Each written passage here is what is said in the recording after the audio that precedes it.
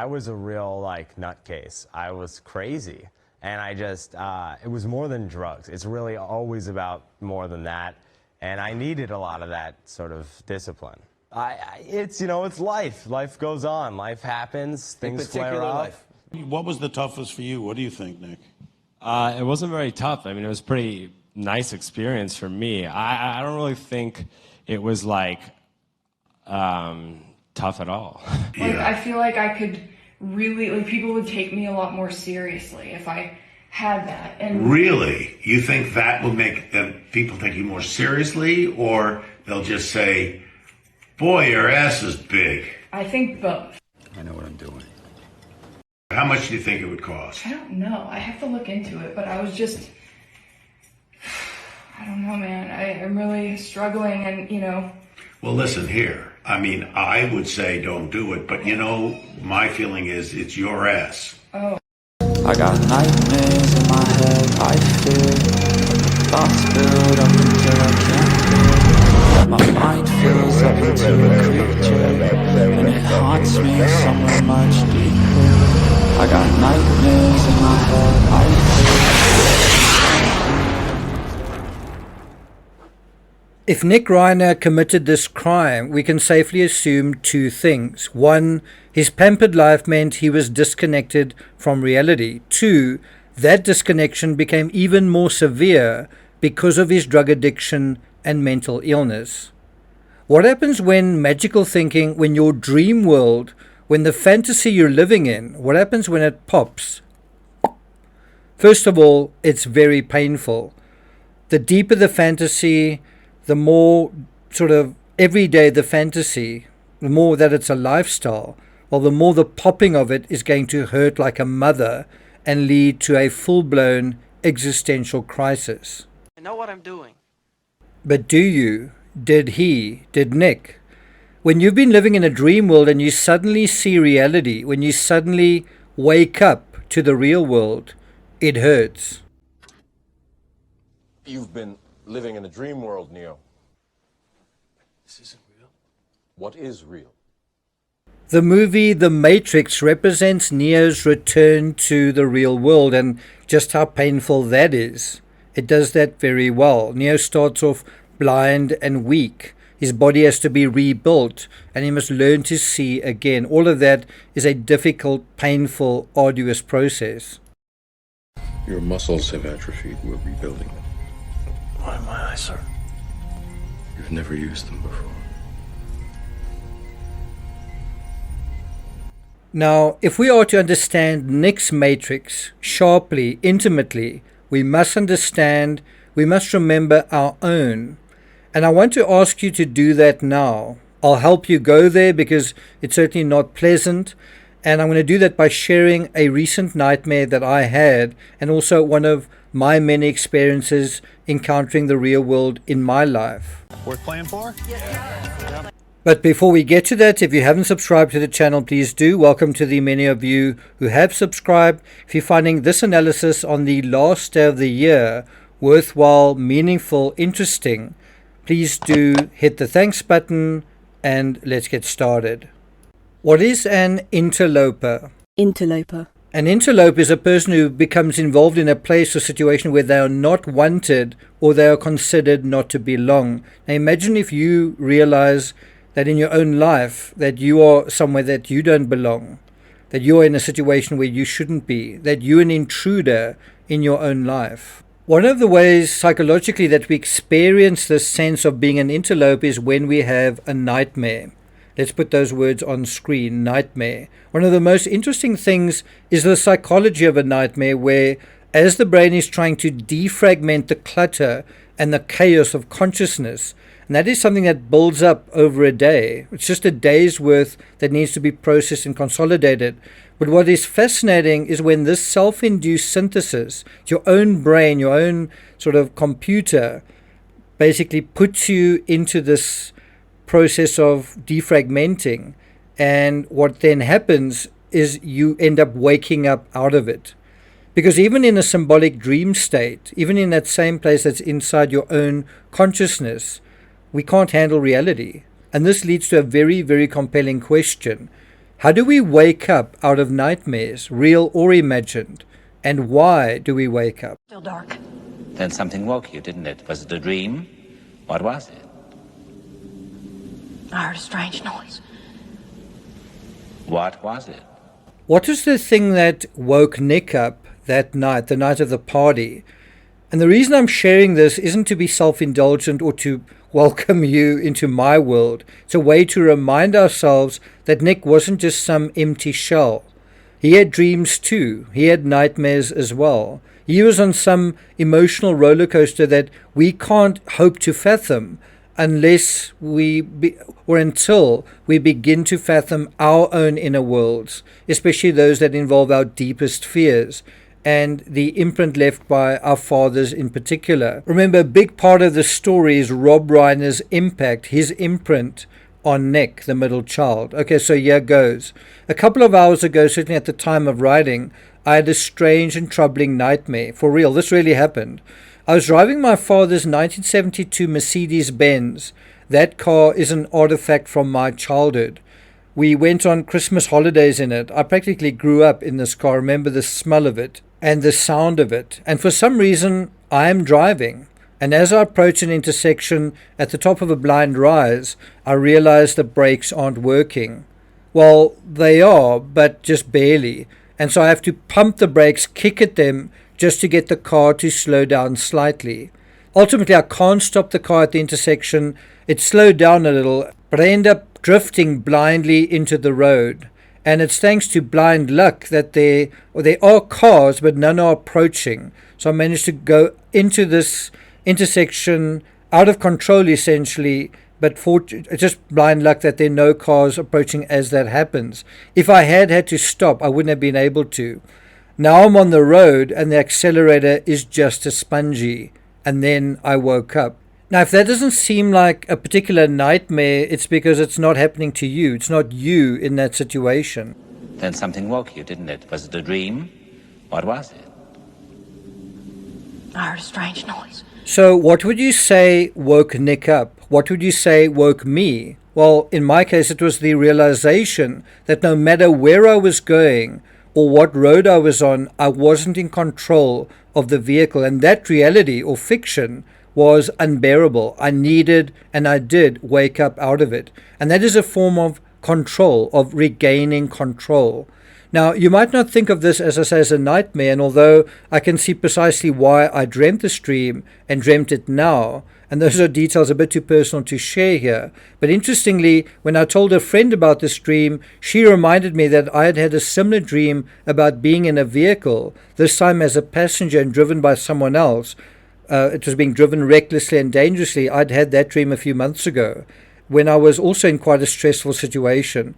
And I couldn't remember that nightmare at all, but apparently I communicated it at the time, possibly even wrote about it. And in that sense, nightmares can be cyclical, especially if the underlying situation doesn't change or if we don't change. And so this was the same dream device or nightmare device, the same tool, reminding, warning of a fatal lack of control and a need to wake up from it. Of course, the critical question isn't really how or why you wake up. It's what you do with your reality when you do wake up, when you wake up into it, and you have to face it. Waking up changes nothing. Changing something changes something. Now, what I will say is the symbolism of the latest dream, which is subtly different from the other, is that it is communicating that I am somehow as an adult still caught, trapped in a way in my father's vehicle. Not necessarily the car itself, but I am, I guess, a son still caught somehow in my father's psychology. And of course, Nick was as well. Nick was, in a real sense, caught up in the past. That is what this old vehicle represents. And the longer I'm stuck in it, the more dangerous and deadly it is, which is why waking up out of it is essential.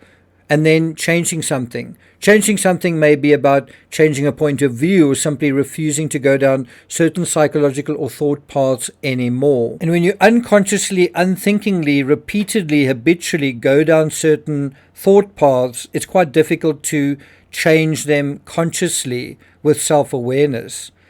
And how you do that may involve finally realizing your identity, no longer as a son, but as the father, as the creator of your own world, including the world within of one's father. And of course, as soon as you say this, that you are the creator of your own world, you are the father, that really means you are taking responsibility.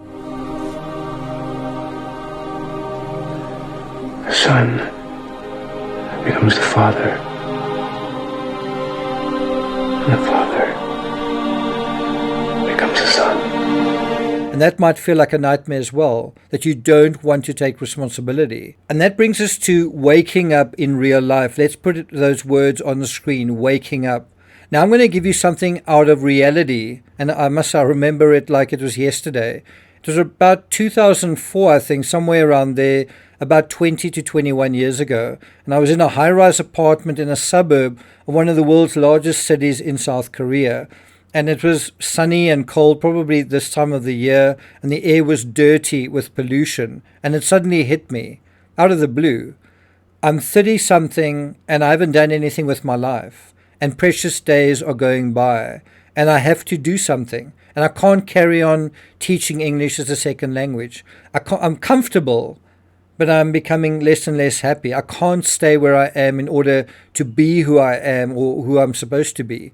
The other waking up needs to be associated with some life-wrenching decisions. And I know this. Quitting my job, leaving the apartment, leaving a country, going back to my country, facing my fears. All things, if I'm honest, I don't want to do. But if I'm also being honest, I'm finally ready to do. And I'm no longer afraid to do what I need to do. Then something woke you, didn't it? Was it a dream? What was it? I heard a strange noise.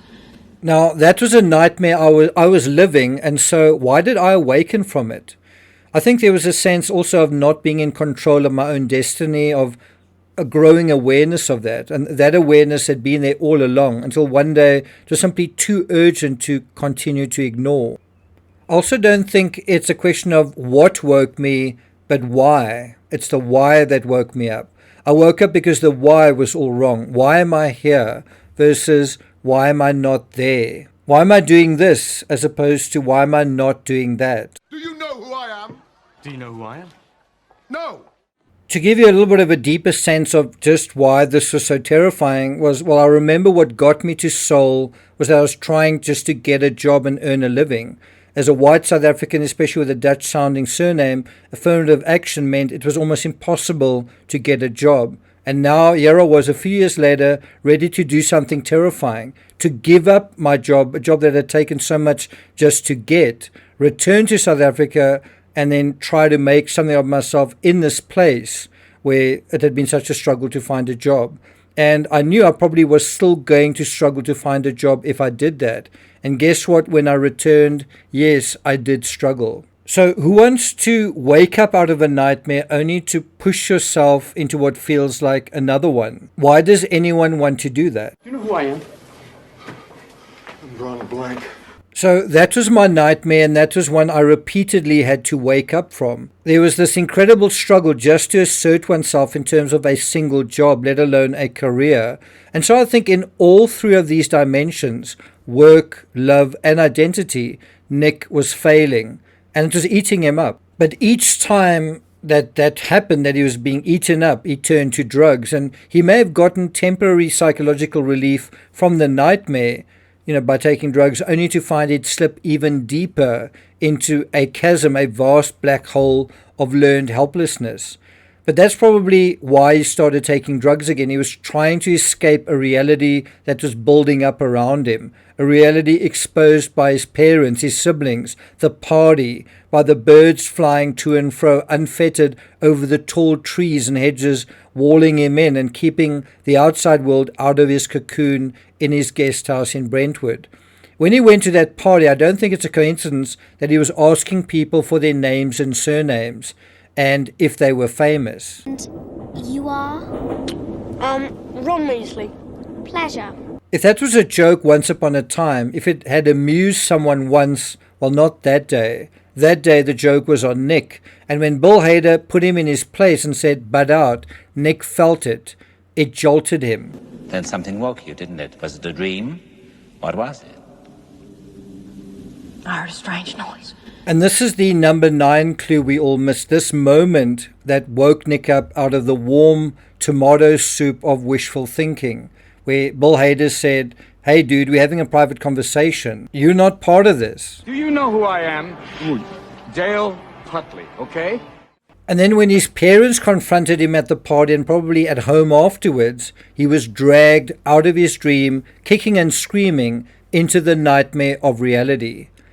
In a way, he was propelled through 3 layers of dream over. Firstly, he was expelled out of the warm yellow yolk, then through the white milky stuff, and finally through the brittle shell into sharp, bloody reality. Waking up out of a dream into a nightmare against your will is altogether more awful when someone else is doing the waking up. Do you see that? And now I want you to think back through your life where you had an unpleasant awakening. What is your worst memory of childhood? Those around you may not think what you're going through is a nightmare, but you know that it is. And if you can remember an example, please leave one in the comments. And so do you see, I think Nick was awoken out of eggy pleasantness into the nightmare outside of the egg, outside of the shell. And perhaps if he felt naked and exposed, his only play was to blame those he had always blamed, his parents. They had ruined his life and now they were doing it again, but not this time. Does that make sense? According to Psychology Today, a belief in magic underlies all our addictions. But reality requires us to face 3 things: pain, uncertainty, and the need for constant work. No one, no matter how famous or rich, is exempt from these requirements. The easiest way to expose the weakness of magical thinking is to look at people who succeed.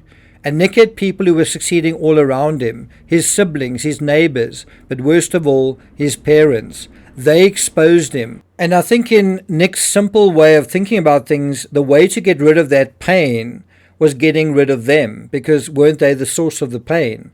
That, I think, may be how Nick was internalizing all of this. And because he had no power, no agency, it felt like his parents were all-powerful. That was the terror. By killing them, I'm guessing, it probably felt like he was reclaiming power over himself. Maybe in a primitive jungle society, but not in Brentwood and not in the real world. If Nick committed these crimes, the moment he chose to kill, he admitted the most authentic truth of all, that he was a 32-year-old with no power. He had lost all of his power. That was the nightmare he was trying to escape from. That's the nightmare he is in, now more than ever. Does that make sense? Well, I'm not going to take it further than that. I do hope you've had a good 2025, and I look forward to sharing more insights, meaningful insights in terms of how to live and how to live meaningfully in 2026. So I'll see you guys on the other side. Thank you for listening, and I'll see you guys next time.